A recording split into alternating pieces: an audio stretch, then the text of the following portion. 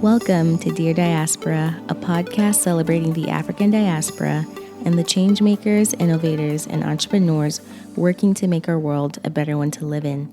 I'm your host, Ndulwa Koa. Let's get started. So before I introduce the next guest, don't forget to leave a review, subscribe, and rate on Apple Podcasts. It makes a huge difference, and one key way that it does that is people are more likely to check out an episode or two if they see that there are ratings and if they see that people are actually listening to the content and enjoying the content. And one way to show that you enjoy the content is by leaving a review. So for everyone that's left a review, thank you so much. I really appreciate it. And if you are listening on any other podcast listening platform, please make sure you follow the podcast so you're notified each Sunday when new episodes come out. And lastly, if you're listening on Spotify, you can actually share the podcast that you listen to on Instagram stories, just like you would a song. So if you're listening to Dear Diaspora on Spotify, you can share that in your Insta stories and I will repost. So of course, tag Dear Diaspora and I will repost, and really appreciate you spreading the word about the podcast. Thank you so much for tuning in to episode 14 of Dear Diaspora. If you've ever wondered what goes into starting a cosmetics line, this episode is going to be perfect for you. I had such a wonderful conversation with Beverly Luma. She's the co-founder of Lady Beverly. And Lady Beverly is a cosmetics line offering affordable makeup and beauty products and services. And during the episode, Beverly walks us through her entrepreneurial journey. She and her sister started Lady Beverly while they were both college students, which is amazing. So she walks us through how she found the right manufacturers, how her family and friends really came through and really helped her make sure that the business, launched and, was running smoothly.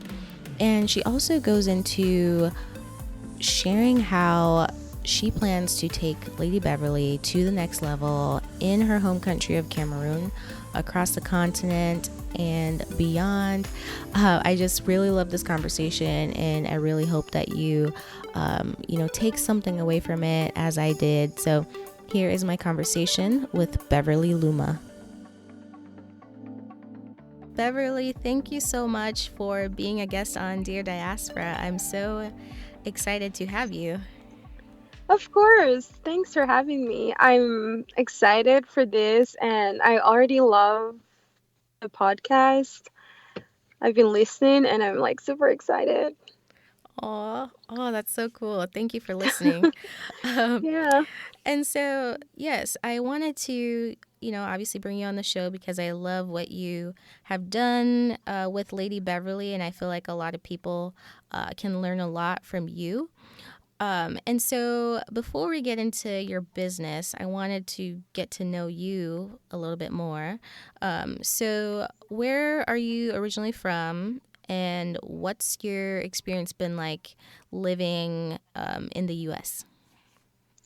Yeah. So I'm from Cameroon. I was born in Cameroon. I grew up in Cameroon and I moved to the United States about 5 years ago, and it's been rough because when I moved here, I had like a really thick accent. I still have my accent, but it's not like as thick as it was. So that was one of my first barriers here, like the language, because I speak good English, but then people wouldn't understand what I was saying just because it was like I sounded different. And it was really frustrating trying to get messages across to the point where I had to like stop talking sometimes, even when I had things to say, just because I was so like embarrassed of my accent. But just learning and forcing myself out of my comfort zone, I have kind of like walked my way out of that and decided to go to school and decided to pursue my dreams. And Lady Beverly was built. I was able to do every like the other things that I aspired to do Well, it's been a rough ride, but so far, so good. Thank you for sharing that. And what would you say, like, your experience in the Midwest specifically has been like? Do you think it's different from, maybe some other like immigrants' experiences like on the coast and maybe bigger cities? Do you think, like, would you say people in the Midwest are less, like, how you said you experienced them not understanding you and things like that? Like, do you think that's like a particular, like characteristic of the Midwest? I would say to some extent because the Midwest is like predominantly white people, so they're not constantly exposed to immigrants, and the majority of the immigrants we have, because right now I'm in Omaha, Nebraska, the majority of the immigrants that are here live in a certain neighborhood, and East Coast, West Coast, it's mixed. There's so many foreigners, so many people from out of the country. So I feel like people are used to different accents in those other places, and they probably wouldn't understand, like they probably still struggle to understand what people with different accents are trying to say. But yeah, I think the Midwest was a lot more different for me. People were friendly, like quite all right, friendly, like welcome, Omaha nice, but it was difficult, and the weather too was horrible. So yeah, I think living in the Midwest is different. In my opinion, I feel like it would have been better to be in probably somewhere in the East Coast or West Coast. Mm. Yeah, I kind of agree. Yeah, I feel like people in the Midwest are, like you said, not as exposed to people like with different cultures, and people don't really mingle as much, Yeah. So I feel like that Mhm. definitely gets, in the way of really being able to like understand people from like other countries and stuff. Yes. Yeah, so let's chat a bit more about Lady Beverly and, your business and what inspired you to really get started with it. For those that aren't familiar with Lady Beverly, like, how would you describe, what you offer? Yeah. So Lady Beverly is a private label manufacturing cosmetic company. My sister and I initially started it out as a plain, like mainly as a cosmetic brand where we offered lipsticks and lashes. We started in 2016, and that was because my sister is vegan, and when she used makeup, sometimes some of the makeup will make her skin like break out, and we tend to share makeup. So I figured the best thing we could do was figure out something that would work for both of us without being like super expensive but affordable, because at the time we were both college students, just trying to work and go to school. So the last thing on our mind was spending expensive, like trying to spend a lot of money buying makeup. So we set out and started Lady Beverly. And ever since then, it's been a really great ride. Our cosmetics are vegan, cruelty free, and carefully selected and created by a very dynamic group, I must say.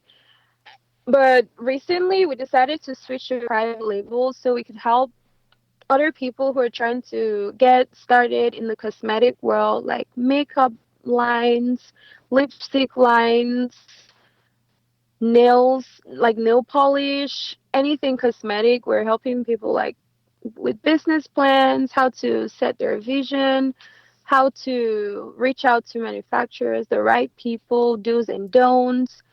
So yeah, that's pretty much as succinct as I can summarize it what Lady Beverly is right now. Nice. And so the other companies that you want to essentially like kind of coach and teach how to start like cosmetics companies, who are these companies? Like, are they based in the US, or are they like around the world? And, if someone's like, oh, like I would love to, learn more about like your experience, how would they get connected with you? Yeah, so recently we've had a lot of people that we've been working with, and even like before, we've mainly had contact through Instagram and through our email, which is ladybeverly3d@gmail.com, and our Instagram is Lady Beverly Official. So I've had to talk to people from Canada, someone from Nigeria, a lot of people from the United States, and they range from makeup artists to business savvy people who are looking to outsource and like dive into different territories. And it's just so vast. I cannot even begin to explain. It's a lot of people, and mainly some of them is mainly through word of mouth, like someone connected them to us, or they saw an Instagram post through a hashtag, or just online like the internet and social media. Wow. And so could you walk us through maybe some of the major lessons that you would share with someone trying to start a cosmetics company? Like how did you go about, let's say, finding a manufacturer for your lipsticks, especially because, they were, or they are, cruelty free, vegan, and Yeah, so I would say research. I would always tell everyone research is the first thing for trying to find a manufacturer. And a lot of people tend to think, oh, just because it's made in America, it's perfect, it's good, and because it's made in China, it's like horrible. And the first thing I tell people is don't limit yourself to a geographical location. You don't need to find a product in America and be like, okay, this is the first, like, this is going to be perfect. There's so many people all over the world that can help. You just need to find the right person. And for me, I did a lot of research, and my father helped me too to like find the right manufacturers, and I narrowed them down by asking questions and asking for samples, just making sure my vision aligned with what they had to offer, and just keep pushing, like, okay, I want this to be, it's is this good for sensitive skin, for example. That's like a number one question that I always would like to ask my manufacturers. And just I have a list of questions that I advise most of my clients to ask when they're looking for a new manufacturer. And I know you asked for just China, but I'm just going to give you an example for China and say North America, the differences. So, China, for example, you will reach out to the manufacturer, and it just depends, with the advancement of technology, there are platforms like WhatsApp. So, your manufacturer might shoot you their phone number through WhatsApp, or it might be through email. And the time difference too, people in China are usually more active, starting like 6 p.m. American time. So that would be the best time to contact them. And once you negotiate the price with them, the next thing would be to ask for a sample. And they usually ship out really quickly, like within 3 to 5 business days. And the shipment doesn't arrive till about a week. And if you don't like it, you can make changes, and the length would depend on whoever is needing the product. And for example, if you get a sample and you're like, okay, I'm good, I like this, you have to decide, like they call this the MOQ, like minimum quantity order. So if you say, I want 1,000 pieces of, say, this brown matte lipstick, and I'm going to name it this, then it goes to like a graphic designer. They're going to be like, okay, packaging, what do you want your packaging to be like. And it's just how fast and how clear you are with directions. That could be done in a week, so that's already like 2 weeks out. And once they ship out your order of 1,000 pieces of makeup, it usually takes like 2 to 3 weeks to ship to the United States, and that's probably about 6 weeks from start to finish. If you have like your money, you know what you want, and you're like keeping constant communication again in the evenings between 6 p.m. till probably like 1 a.m. They're very active and online. For North America, probably like say Canada, where I my manufacturer that I used before is in Canada. They show you a sample of everything that they have, and you decide what you want, and they send you samples, and once you agree, you decide to send them your logo. They print it out on a plate, and it's usually faster for North America if you are in America, because the time zone is the same. It's easy to communicate back and forth like quickly, and I would say the process for that would be at least a month if you know what you want and if you like what they're sending back to you. The only thing that would delay would be if say, oh, okay, I don't like how this feels on my skin, or can you hold on, I would like people to test it. And that doesn't really happen a lot with like makeup. For the cosmetic world, it usually happens with skincare stuff like face washes, skin mask, and all of that. So I would say China 6 weeks, and then America somewhere between 3 to 4 weeks from start to finish. If you know what you want, and if you're like keeping a constant communication between yourself and the manufacturer. Wow. And so, as far as like cost savings and stuff go, like, is it that much cheaper to do all of this in China, or are like, like I know like people are getting paid a bit more in China, so like, it's not as cost effective as it used to be. Mm-hmm. Yeah, that's another factor that I would say would play for decision making, because China is definitely cheaper. And just being open with you, you can get one lipstick created for as little as $2 or even less, depending on how much your MOQ is going to be. So the more, if you say you're going to do 1,000, it could be like maybe $2.50. But if you're like, okay, I'm just going to do 7,000 lipsticks, the price would go down significantly. But for North America, for all the manufacturers that I've dealt with and sent other people to, the minimum for one piece that like honestly has been at least $5 a piece, if not seven, and they really do not go higher whether you're buying like more or less.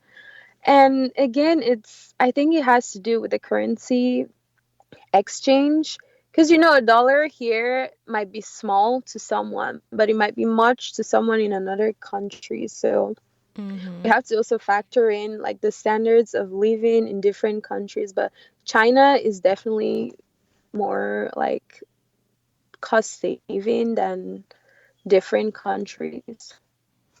Wow. Oh my gosh. Thank you for sharing that. That's super insightful, especially for people that, Yeah. really want to potentially get into like the cosmetics world and things. And so where is like Lady Beverly now? Like I know you said your private label.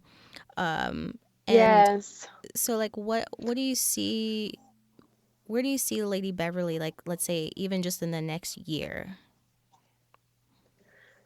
Yeah. So Lady Beverly, I remember we had talked before, and I told you I had sold the company, Yes.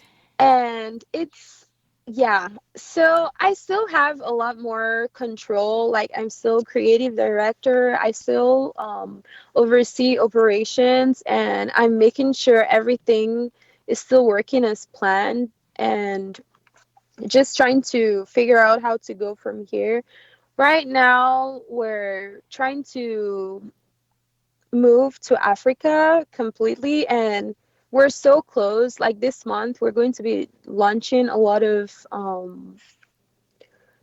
we're going to be launching a lot of pop-up shops and just trying to figure out what countries would best benefit from Lady Beverly. It was sold to the Kubeba group.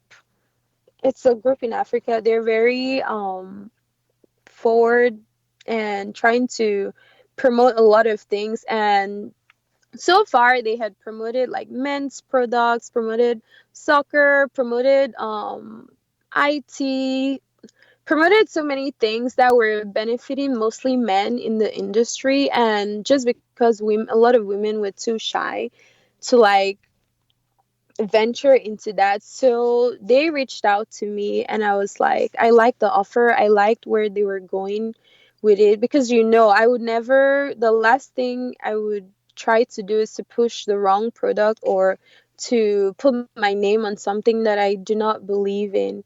So right now, what they're trying to do is to use Lady Beverly, help it grow bigger and make people realize there's so much more to life than just makeup. And just because you're using makeup doesn't mean you cannot like venture into different things. Or even personally, just because you use makeup doesn't mean like you're ugly or you really need it. It's just like clothes. We all wear clothes to feel good, and it doesn't really mean anything like, oh, this whatever I'm wearing is making me like, it takes my ugliness away or something. It's just that. So this group is going to help expand us from being just cosmetics, but like even to clothing. In Yaoundé, the Kubeba has a hub called Kazi Hub, and in that hub they have interns that are doing like a lot of IT development, coding, and all of that. And we're going to have a space because it's a huge building. We're going to have a space dedicated for Lady Beverly and try to connect Lady Beverly to different like scholarships, different makeup artists. So we're still keeping the fashion, trendy side of it, but then we're also making sure that people benefit in a different way and people are connected to what they like to do regardless of whether it's educational, technical, So it's been a work in progress. I've been working nonstop, like phone calls, late night phone calls due to time difference, just trying to make sure that it all works because the vision is so huge and it would take a long time to accomplish the full vision that we have for this. So what I have in mind is a Sephora, and I'm just using Sephora because everyone knows Sephora is like a shop that has a lot of cosmetics from so many different manufacturers. But I'm trying to promote African brands, so people, African countries who have their own cosmetic lines and brands, and trying to build a little store that would sell everything from all the brands. So we're promoting everyone and we're knowing like, okay, this is not supposed to be a monopoly where we can all share, we can all put our faces out there on the map. Let's come together and make some money together and use that money to rebuild our continent because it's something that has been on my mind a lot, and I've been running away from this for so long. And I've had so many clients in the United States, made more money, and I always got scared like I don't want to go to Africa because I don't know how much people are going to be able to afford to buy my stuff. But then I remembered it wasn't all about the money, it's all about the vision. So how can we bring this vision to people where we're helping but still making sure that we're also helping like our communities and all of that. So the vision that we have right now is so huge, but in the next year, I'm thinking hitting the markets in Africa in a shop where you don't just see Lady Beverly on the shelf, but you see different brands owned by different Africans on the shelves, and people can afford to buy these things and still look so good and still feel like, okay, I got my money's worth and I love this. And also trying to figure out how we can donate a percentage to people who deserve all of this and also connect them to educational opportunities. And it's huge. It's I'm so excited. I love that so much.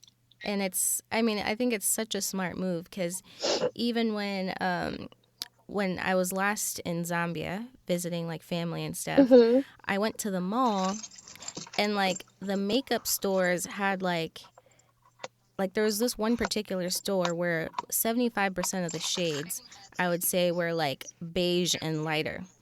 And I was like, I know. And in Zambia, like, yeah, seriously? I was like I was like this makes no sense. Like this is an African country with probably like 99% black people. So it's like, Yes. why do these stores have like shades for like super pale, non-black people? I was so thrown off. I was like this makes no sense. We need more, obviously, like the darker shades and things, and then also com- Yes. companies that are owned like by Africans and Hmm. by black And there's people. so many companies out there owned by Africans that I just see and I'm so in awe. I'm like, wow, this is so beautiful. Like people would send me their stuff, friends, and I would even purchase stuff just to try out. And like if I see something nice, I'm like, okay, this looks nice. I want to try it out just for a change. But it's like so beautiful. And I'm thinking we need this all in one place so people can come and buy and know. Because if I'm creating something, I create Lady Beverly is like for everyone, like skin, every skin tone, color, everyone can use it. But then there's certain shades that I create, and I'm like, okay, can I use this? Because just like you said, in a whole Zambia with predominantly black people, you cannot be having lots of like beige shades and pale shades. We need to create, there's not a lot of avenues for makeup for black women, so I try to make that a priority when I create anything, or when I'm advising anyone to start a cosmetic line, because it's really not a lot. And a lot of people would say, oh, you need to do more, like for example, you need to do more black foundation shades because you make money. But it's not, I don't think it's for the money, it's for covering the need that we have. Like going, for me as a black person, going into a store and saying, okay, I want this foundation and it's like readily available for me. Totally. Totally. I completely agree.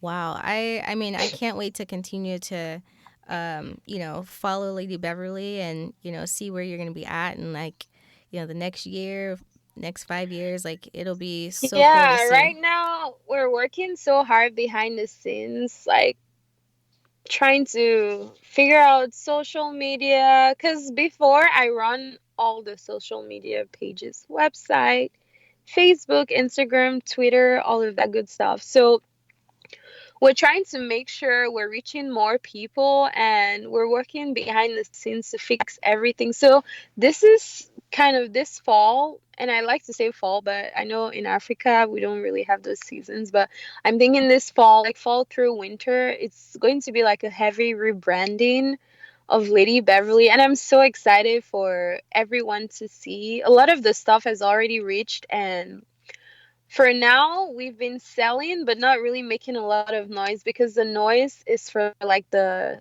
rebrand, the day of the rebranding. And I'm super excited. I cannot say much about that right now, but I'm super excited for that to like come into fruition and for everyone to see what we've been working on. And just so excited for all the brands that I'm also going to be collaborating with, because there's some super fun brands that we've been in communication with, and they're so on board to provide stuff for us. And also just working, trying to figure out different countries, like, okay, who's my contact in, say, Congo? Because that's probably a country, I when I'm thinking Africa and I do a bad job at this, I'm thinking of my like Nigerians, Cameroonians, the people that I come, like Zambians, the people that I normally come in contact with constantly.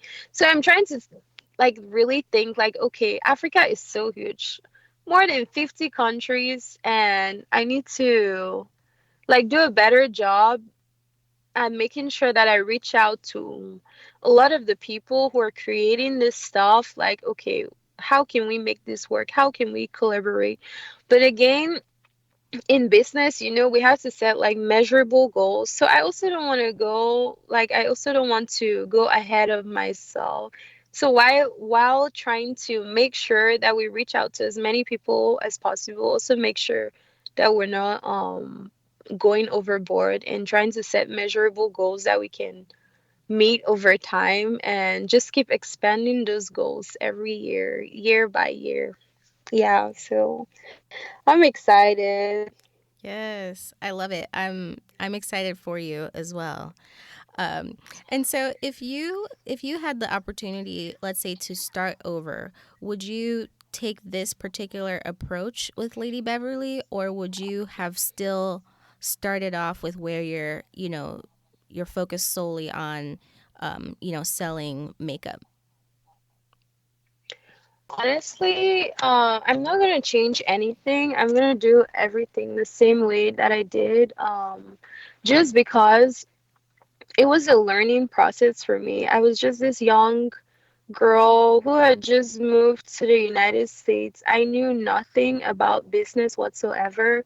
I had I wasn't like I didn't have a really great job where I'm like, okay, I'm making so much money, I'm just gonna invest all my money into this. I I was still learning. So everything that I went through was a learning process, and if I could go back, I feel like I would do it again because I also like all my manufacturers. I love all my products, and I wouldn't want to overwhelm myself starting with something else or starting with more stuff than just the matte lipsticks that I started with and the lashes. So I would totally go back and do the same thing. But for strategy wise, I would definitely use a different strategy just because I've learned so much from my mistake and taking all these business classes in college. I've learned a lot that I feel like I would do differently. For example, I would try, again, I had said this previously, to set measurable goals because sometimes I just think so big. My mind, I believe so much in thinking about things that probably even if you cannot achieve now, but to think about how you can achieve them. So my mind was thinking so big already in the past. I feel like that's the one thing that I would change, like to start small and stay small for a while before expanding. Because the moment I launched Lady Beverly online, it was fine the first couple of weeks and probably right into the first 6 months because it was a steady flow of clients and I wasn't really having to work too much. But a point came where like so many makeup artists would reach out and be like, okay, can I get trying to get stuff in bulk? And the last thing you want to tell someone who's like a faithful customer buying from you in bulk saying, oh, I'm out of stock. So I would totally go back and do things super slow. Mm-hmm. Yeah. Wow. Yeah, thank you for that. And like you said, you learned about strategy and hmm entrepreneurship and things like from classes at school. Um, what else kind of helped you kind of get that like business woman mindset? Like, were there any other books or things that helped you along the way? Yeah, I read a lot of books and I also started thinking just moving to America and seeing so many powerful women and also seeing so many powerful women that were emerging or that were probably already there, like even in Africa that I did not know about, kind of pushed me to start doing like to start being serious. And I read a lot of books. I read a lot of self-help books that people would normally not think would help, but really helped me get onto the right track. I read a lot of money books, financial management, but what really helped me is my tribe. And my tribe, for example, my sister and I worked hand in glove to make this a possibility. My brother was our web designer. He designed our logo, designed our website. My father is a businessman, so he was there for advice. He gave us all the business advice we needed. And my brother Larry, he's kind of always been into business, so we worked together and drew up our business plan. We worked together on a lot of our accounting stuff, business stuff, and my mom was just so amazing. Where my sister and I were in college at the time. We both graduated now, but at the time with college classes and working full time, she would help us ship out stuff to our clients just so it doesn't go late or they don't get bored, and just help us be on track. And just friends and family that were supportive, always asking how can I help, and people who would buy our stuff. Like, I still remember the people on the Black Friday of 2016, the people who bought our stuff. Like, in the first hour, I remember all. I can probably not remember the people after the first hour just because it was a whole day. But the first hour, I remember even you were one of the first people who bought Lady Beverly. And it's just people, family, friends that kept this going and still keep it going. I cannot, like, if I keep talking about people who helped, I probably would never end. I have Devin who helped with a lot of promotion, marketing, linking out to like clients and other makeup artists, influencers, and social media. Um, I have so many people. I also have some people who would actually like to stay anonymous that helped with so many. It's a huge tribe, and I would never take the credit for doing this by myself. It was a lot of people that made this work and that are still making it work right now. I still cannot believe it's still a thing. And just last week, I had a makeup artist who came over and was like, okay, I need makeup. And she left with a big box of makeup, and it's gonna last her a while. And her clients, every time she takes a picture and sends to me, like, oh, look, she's using so and so lipstick or so and so eyelash. It just makes me happy, especially when people are happy too. So it's the tribe. Yeah. Yes, thank you so much for sharing that. I love hearing how like I feel like I can hear you smiling. um, it's so cool to to just hear how like passionate you are about this, and you being able to like give credit where like credit is due, and recognizing that it really does take like a community, and you're not like, oh, it was all me. That's really cool to Yeah. see. Wow. And so I have just a couple more questions for you. So what would you say really excites you about like Africa's future?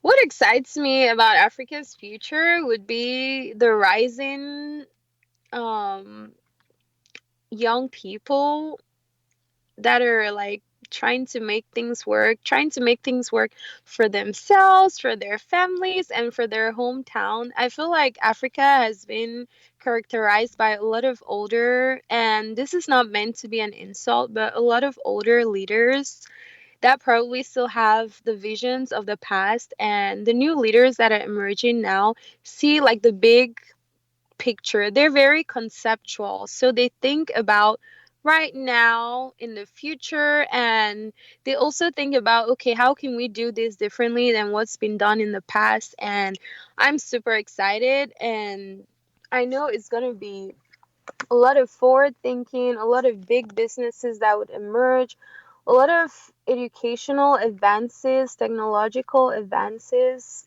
for like all the countries, especially with the way people are rising. Like, when I see how young people talk, like even Africans here in the United States, Africans in Europe, Africans in Africa, in the various countries, how they're talking, how they're thinking, just how intelligent we all are. I'm super excited for the future because I know if I ever have kids, my kids will see a different Africa than the Africa that I saw when I was growing up. Just because we need more young people with the forward thinking to make changes and improve the situation that we have now, and not just sit on money, and just make it a better place. So the Africa that I have in my mind for the future, like in my dreams, is one that is run by a lot of young, ambitious, but generous people too, that want to see everyone grow, and not just for personal benefit, because that's what has been happening in the past.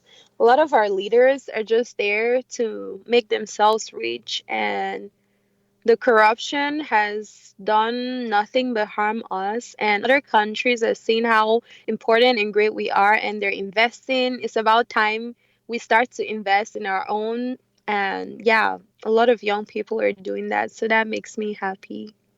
Yes, I love that. And like, I love what you said about, your kids and how they're gonna view Africa. Like I feel like no one has like really like put it that way, but that's like Mm-hmm. so powerful to just think like in the next, you know, Generations, yeah. yeah, like the next 50 years or 75 years, like it'll be completely different, and it'll be just amazing to see how like our grandchildren will view the continent and just experience it as well. Like that'll be so cool to see.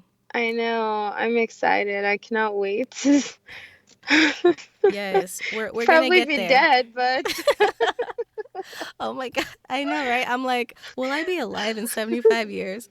But I mean, well, yeah. I know our efforts won't be in vain, and even if it's just our children, I feel like yeah, we. that would. Sorry. And it would be nice to see, like, okay, I contributed to something. Like, I probably put a drop of water in this ocean that it's going to be, but a drop is good enough. So Mm, that would be nice. Yeah. I love that. Yeah, like collectively, like all of our Mhm. our efforts will like just lead Mhm. to like a much better world for everyone. So, aw, thank you so much for sharing all of that, and I feel so inspired right now to just continue to do more. Yeah, I'm inspired too. I'm so excited for Dear Diaspora because I know there's a lot of hidden talent. And I know you're gonna get people that we already know that would tell us more. And I know you're going to get people that we probably don't know that are like this pool of knowledge. So I'm just excited to continue listening and learning from everyone. And yeah, just grateful for this platform that you've created for all of us to benefit from. Wow, thank you for that. Oh, I feel so special. How can people connect with you? So you said Lady Beverly Official for Instagram. Yeah, and our email is ladybeverly3d@gmail.com. The website is ladybeverly.co, and it's under the revamping that we're doing right now. So if people send us an email, we're still going to receive it on info@ladybeverly.co, but they're probably not going to be able to see anything right now till we're done with the new look and the new branding for Lady Beverly. But I'm always available on Instagram, and I would reply emails. Yeah, thank you again so much, Beverly, for being a guest. I really enjoyed our conversation and I learned a lot. So thank you.